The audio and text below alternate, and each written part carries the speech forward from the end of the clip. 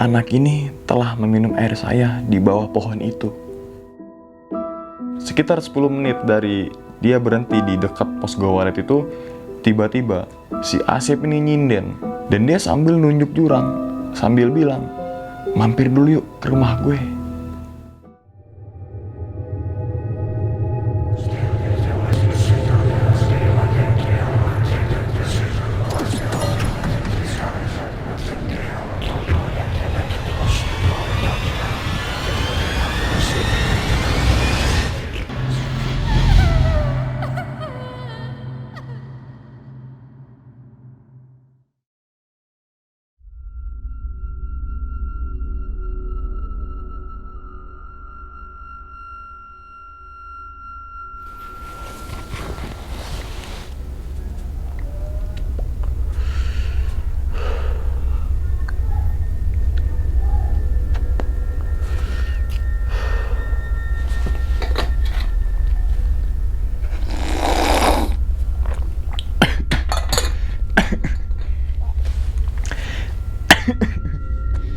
Assalamualaikum warahmatullahi wabarakatuh.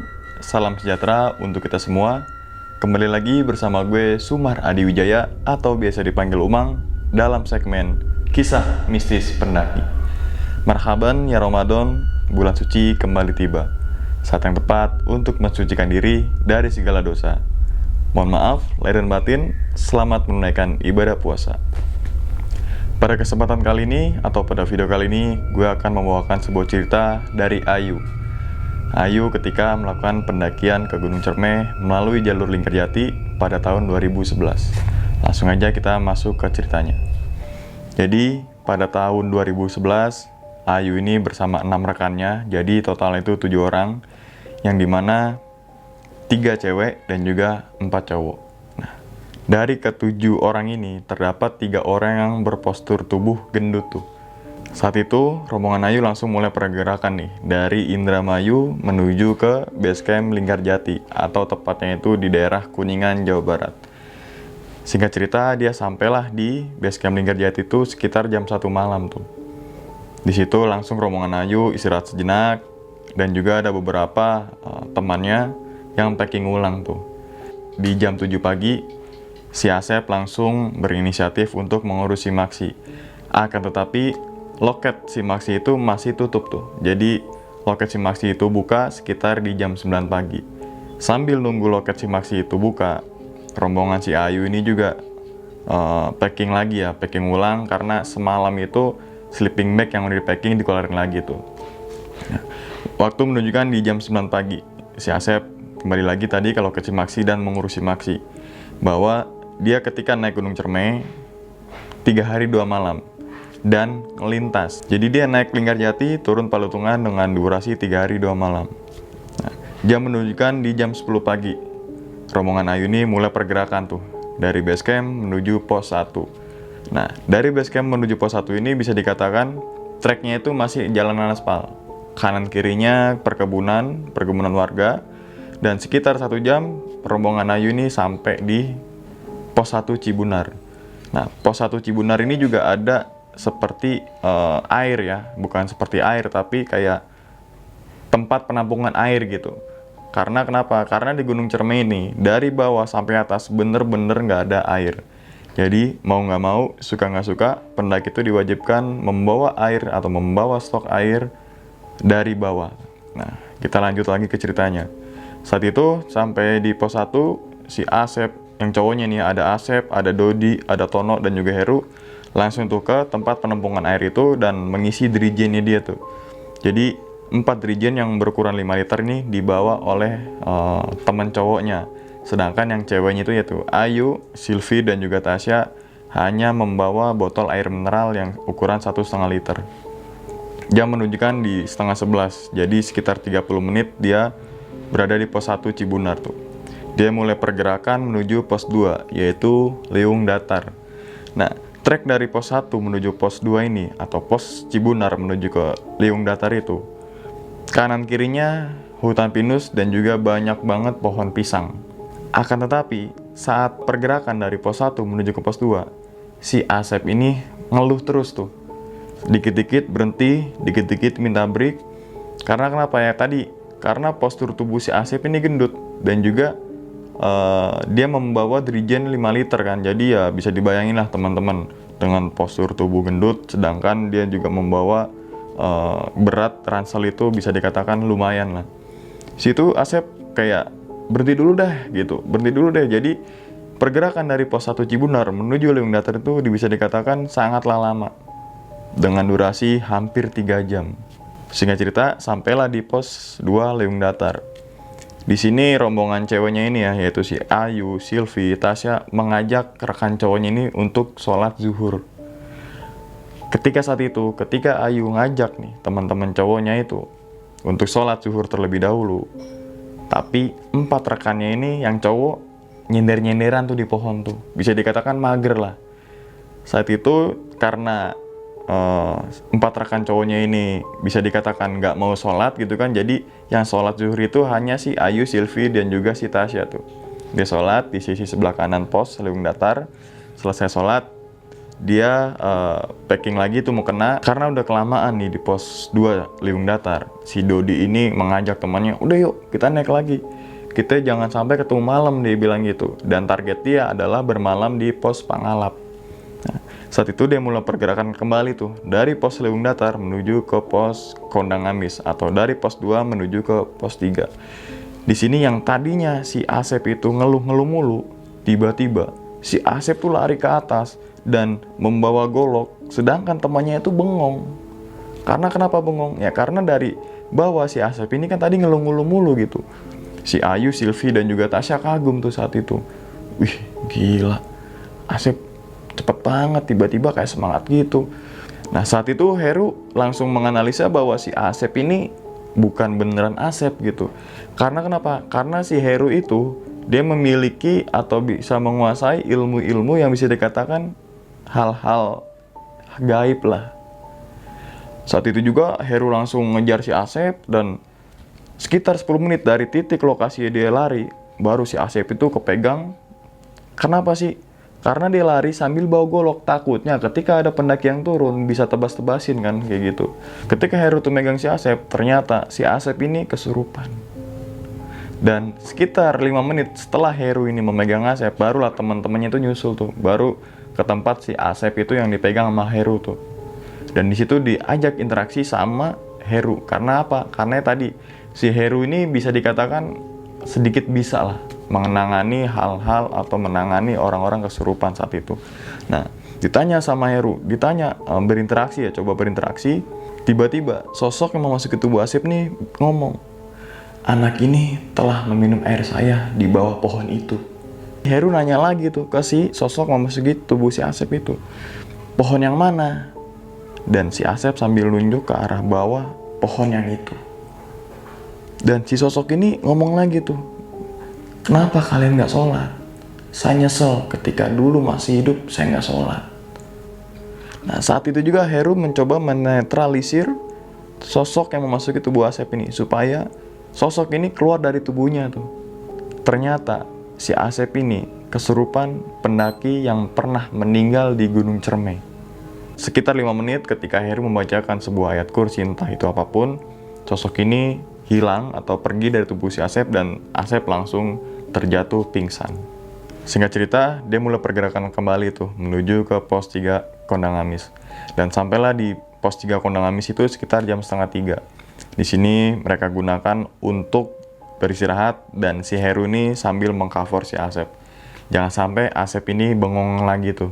Jadi saat di pos 3 Kondang Amis itu, si Heru mencoba ngajak ngobrol si Asep, supaya ya tadi yang gue jelaskan bahwa si Asep ini nggak bengong, dan si Asep ini bisa berkomunikasi atau nggak kerasukan lagi lah, bahasanya kayak gitu. Nah sekitar 30 menit di pos Kondang Amis tuh mereka beristirahat, barulah mereka mulai pergerakan kembali menuju ke pos berikutnya, yaitu kuburan kuda.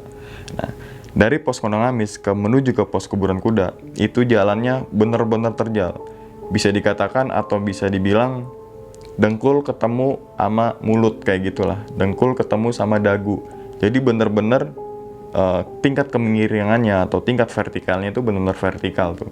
Saat itu formasinya itu Asep di depan, di belakang itu Heru, Dan di belakangnya itu cewek ya, si Sylvie, Tasya, dan di belakangnya lagi itu si Dodi dan juga si Tono tuh. Nah, sekitar 20 menit sebelum sampai di pos kuburan kuda, yaitu yang tadi gue jelaskan bahwa treknya itu kemiringannya benar-benar vertikal, dan tiba-tiba si Asep nih seperti kayak ditarik dari bawah, dan si Asep ini minta tolong saat itu juga. Tolong gitu kan.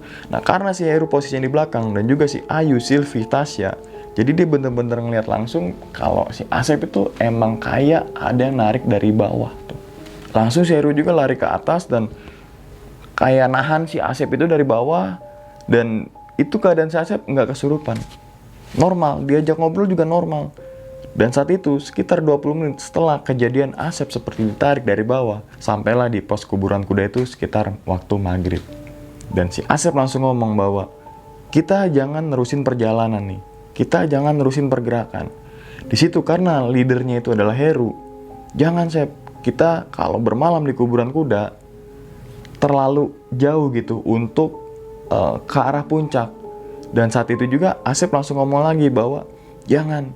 Gue dapat omongan kayak gini dari sosok yang tadi.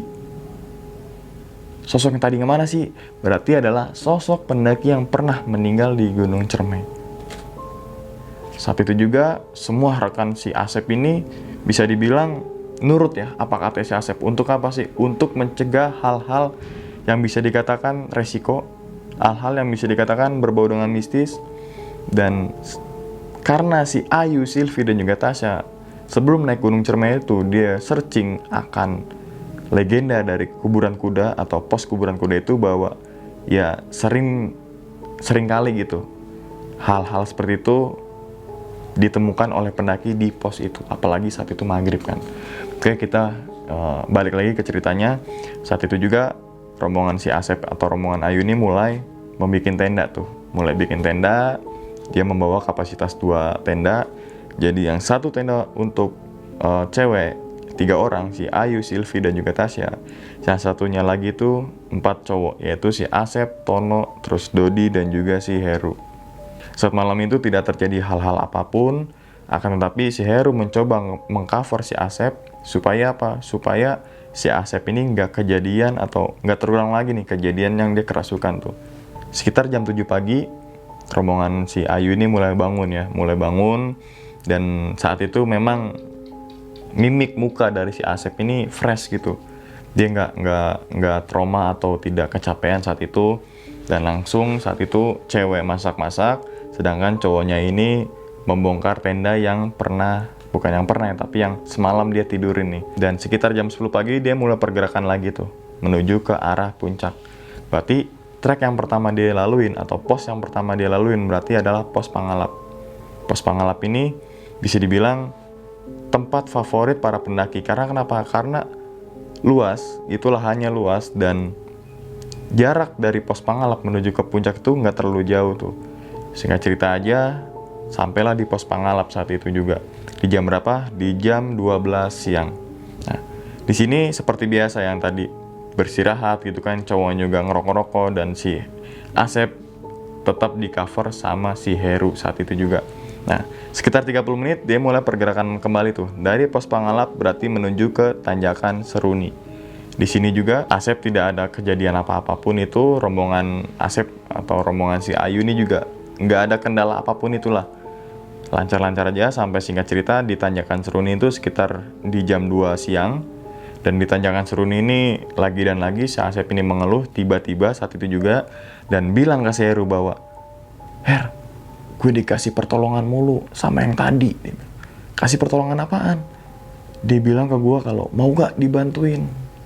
Nah, saat itu si Heru mencoba menjelaskan si Asep bahwa tolak Sep, tolak. Gimana caranya? Sosok yang tadi jangan memasuki ke tubuh lo dulu tuh. Singkat cerita, mulai pergerakan lagi dari tanjakan Seruni menuju ke pos berikutnya, yaitu pos Bapak Tere atau Bapak Tiri. Di sini juga banyak legenda atau banyak mitos ya. Bisa teman-teman searching mitosnya itu apa.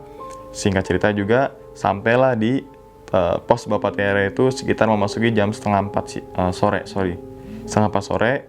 Dan situ tidak terjadi apa-apa, semuanya aman-aman aja, kecuali si Asep tetap mengeluh. dari pos Bapater ini dia lanjut lagi menuju pos berikutnya, yaitu Batulingga. Di situ ada ya batu gede, yang mungkin sekarang batu gede itu dipagerin dengan kayu, tapi saat di tahun 2011 itu bener-bener ngeplong tuh, bener-bener batu aja. Nah, si Asep ini ketika sampai di Batulingga, dia nyender di Batulingga itu tuh, di batu gede, dia nyender aja. Seru karena tahu sejarah saat masa kelam ya, narik si Asep. Dan jangan di situ, Sep. Asep pelangap-pelongo, karena kenapa? Karena bisa dibilang si Asep ini baru pertama kali melakukan pendakian di Gunung Ciremai. Jadi sejarah-sejarah kelam saat itu Asep nggak mempelajari itu. Jadi ya asal-asal duduk-duduk aja gitu ya. Dia nggak tahu kalau yang senderin itu adalah Batulingga yang mempunyai sejarah yang sangat kental sampai saat ini. Singkat cerita, ketika saat break itu dia mulai pergerakan lagi menuju ke Sanggabuana 1, Sanggabuana 2, sampai akhirnya ketemu pos Pangasinan di jam 8 malam. Saat itu entah kenapa si Asep bilang kayak pas pertama kali baru sampai di kuburan kuda, bahwa kita bermalam dulu di sini, jangan terusin. Lagi dan lagi si cewek ini ya, si Ayu, Silvi, dan juga Tasya nanya lagi tuh, kenapa emangnya, Sep? Yang tadi nganjurin bermalam di sini, kita jangan bablasin ke puncak. Saat itu juga langsunglah, entah kenapa rombongan si Ayu ini membangun tenda di pos Pangasinan. Dan keadaan pos Pangasinan itu sangat ngeplong. Jadi cuma beberapa pohon-pohon edelweiss dan juga pohon-pohon cantik gitu. Bisa dikatakan atau bisa dibayangin adalah udah ngeplong. Misalkan terjadi badai atau terjadinya angin kencang, angin itu langsung mengenai tenda. Kita langsung balik lagi ke ceritanya. Saat malam itu juga bermalam di pos Pangasinan tidak terjadi apa-apa, aman-aman aja. Masak saat malam itu juga aman-aman aja. Bahkan di jam 1 malam si Ayu itu kencing keluar tenda dan itu aman-aman aja, tidak terjadi masalah apa-apa. Singkat cerita lagi, karena tidak terjadi hal-hal apapun itu, kita memasuki waktu pagi ini di jam 6 saat itu. Di jam 6 berarti target dia berarti langsung ke puncak dan langsung hajar turun ke arah Palutungan tuh. Yang tadi seperti gue jelaskan malam pertama di kuburan kuda masak-masak yang ceweknya, dan yang cowok-cowoknya ini packing ngemas-ngemas tenda tuh. Sampai akhirnya di jam 9 pagi dia mulai pergerakan menuju ke arah puncak. Nah, trek dari Pangasinan menuju ke puncak Ciremai ya, itu bisa dibilang jalur air tuh. Jadi treknya itu bisa dibilang kanan kiri itu batu kayak cekungan. Jadi kanan kirinya itu pohon edelweiss dan juga pohon cantigi. Sampai akhirnya kita memasuki ke arah dekat puncak Ciremai itu mau ngeplong, dan sampailah dia di puncak Ciremai itu sekitar di jam 1 siang. Mereka foto-foto yang tadinya Asep ngeluh, yang tadinya Asep sakit-sakitan, yang tadi Asepnya bisa dibilang mimik mukanya itu nggak gembira, di situ bener-bener gembira. Di situ bener-bener apa yang dia rasakan ketika kejadian saat hari-hari kemarin itu bener-bener terlupakan saat itu. Dan 1 jam berlalu di puncak, foto udah banyak gitu, dia langsung mengambil ke arah sisi jalan ke kawah ya, sampai akhirnya ketemu Plang Apuy, jalur atau puncak Apuy. Situ dia langsung turun ke bawah, kita singkat cerita aja, turun ke bawah sampai akhirnya sampailah di Goa Walet. Nah, di Goa Walet ini ada sumber air ya, akan tapi di tahun-tahun ini tidak direkomendasikan nih pendaki untuk bermalam di pos Goa Walet. Entah itu apapun mitosnya, tapi kita hargain aja. Kalau misalkan nggak boleh bermalam di pos ini, kita hargain aja. Nah, sampai akhirnya dia sampai di pos Goa Walet, tapi dia nggak turun ke bawah tuh ya. Tapi dia hanya berdiri di sisi sebelah kanan Goa Walet tuh. Jadi pos Goa Walet itu adanya di sisi sebelah kirinya dia tuh. Jadi agak menjorok ke bawah. Dan saat itu langsunglah mulai pergerakan kembali menuju pos berikutnya. Sekitar 10 menit dari dia berhenti di dekat pos Goa Walet itu, tiba-tiba si Asep ini nyinden.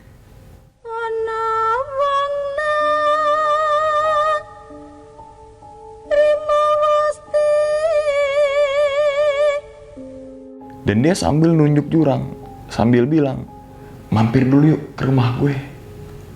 Dan saat itu juga si cewek ya, yaitu Ayu, Silvi, dan juga Tasya mulai panik saat itu tuh. Karena kenapa? Karena ketika si Asep itu nyinden, bener-bener bikin auranya itu merinding. Di sini karena Heru tahu itu atau sedikit bisa, dia nanya lagi atau mencoba berinteraksi lagi dengan sosok yang memasuki tubuh Asep saat itu. Rumah yang mana? Itu, rumah itu. Sambil nyinden, dia sambil nyanyi itu. Padahal di sisi sebelah kanan dia itu adalah jurang. Rumah dari mana? Dan entah kenapa saat itu Heru mencoba menetralisir tubuh si Asep itu, akan tetapi seperti layaknya sosok ini suka dengan Asep nih. Seperti Heru ini mencoba mengeluarkan sosok, tapi tetap tetap nggak mau sosok ini meninggalkan tubuhnya Asep tuh. Jadi pergerakan saat Asep menunjuk jurang itu yang mengatakan bahwa itu adalah tempat atau rumahnya dia, menuju ke bawah atau menuju ke pos berikutnya, si Asep nih tetap nyinden dan sambil melontarkan alunan-alunan Jawa. Pos-pos berikutnya tetap dia lewatin, keadaannya si Asep masih nyinden karena kenapa? Yang tadi si Heru ini nggak bisa mengeluarkan sosok yang memasuki tubuh si Asep itu. Sampai akhirnya keluar dari batas hutan itu sekitar jam 8 malam. Dan ketika keluar hutan itu, Asep tiba-tiba seger. Yang lainnya apa? Yang lainnya bener-bener capek, yang lainnya bener-bener kelelahan. Akan tetapi si Asep ini malah riang gitu, malah ketawa-ketawa dan seakan-akan dia tuh nggak sakit sama sekali kakinya. Sampailah di base camp, aman-aman aja. Si Heru menjelaskan bahwa ya sosok yang tadi tuh nggak ngikutin si Asep. Dia ngikutinnya sampai batas keluar hutan itu tuh. Dan si Heru mengambil kesimpulan bahwa sosok ini mau ngebantu si Asep supaya nggak ngedrop, supaya nggak kecapean. Dan si sosok ini nggak notice rombongan si Ayu bahwa kenapa kok siap pos itu, atau bukan siap pos ya, tapi ketika memasuki waktu sholat kok dia nggak sholat gitu. Ya kita lanjut lagi ke ceritanya. Sampai akhirnya di malam itu dia langsung pergerakan menuju ke rumah masing-masing, yaitu di Indramayu. Dan sampailah di Indramayu itu dalam keadaan selamat dan aman semuanya. Nah teman-teman semua, apa yang bisa diambil dari cerita si Ayu itu ketika melakukan pendakian ke Gunung Ciremai pada tahun 2011 yang melalui jalur Linggarjati dan turun melalui jalur Palutungan. Jadi yang tadi ya, bahwa kita ketika melakukan pendakian, ketika melakukan pergerakan dan memasuki waktu sholat, alangkah baiknya kita meluangkan waktu sejenak untuk sholat terlebih dahulu. Karena kenapa? Karena sholat merupakan kewajiban sebagai umat Islam. Dan jangan sompral di gunung. Yang tadi pelajaran si Ayu atau pelajaran pendakian rombongannya Ayu, yaitu si Asep, bahwa ketika di Leung Datar, karena kondisinya capek, karena kondisinya aus, dia meminum cangkir yang dari kayu itu dan diminum sama si Asep. Dan apalagi sih hal yang harus kita perhatikan atau pelajaran yang bisa kita petik? Jaga sikap, jaga omongan, jaga diri, dan juga jaga keadaan atau kearifan lokal di situ. Percaya nggak percaya bahwa hal-hal seperti itu ada. Kita bukan bermaksud untuk mempercayai hal-hal seperti itu, tapi kita menghargainya apa? Bukan berarti menghargai setan-setan nggak ya, tapi menghargai tempat sejarah yang konon dulunya gitu. Yang tadi kan Batu Lingga adalah, kalau kita flashback ke zaman dulu atau flashback ke zaman wali-wali Songo, di situ tempat petapanya wali. Kita lanjut lagi, di situ ada tempat petapanya Nyi Linggi dengan 2 bodyguard macannya. Jadi teman-teman semua, entah itu teman-teman semua melakukan pendakian apapun itu, cari tahu dulu sejarahnya. Ketika teman-teman semua tahu sejarahnya, otomatis teman-teman semua pasti menjaga adab, menjaga situs yang pernah kalian temuin di gunung itu, dan bisa menjaga rombongan kalian itu sendiri. Mungkin itu aja teman-teman semua cerita atau pengalaman dari Ayu ya ketika melakukan pendakian ke Gunung Ciremai pada tahun 2011 ini. Di sini gue menceritakan pengalaman si Ayu bukan berarti untuk nakut-nakutin teman-teman semua, bukan. Tapi kita harus melawan rasa takut itu. Jangan sampai rasa takut itu menguasai diri kita. Bah, jangan sampai rasa takut itu menguasai diri kita, tapi diri kita itu harus menguasai rasa takut. Sekian aja dulu teman-teman semua cerita kali ini. Nantikan video-video gue berikutnya. Hal gaib itu muncul ketika sugesti kita buruk. Wassalamualaikum warahmatullahi wabarakatuh. Selamat beristirahat dan selamat menunaikan ibadah puasa.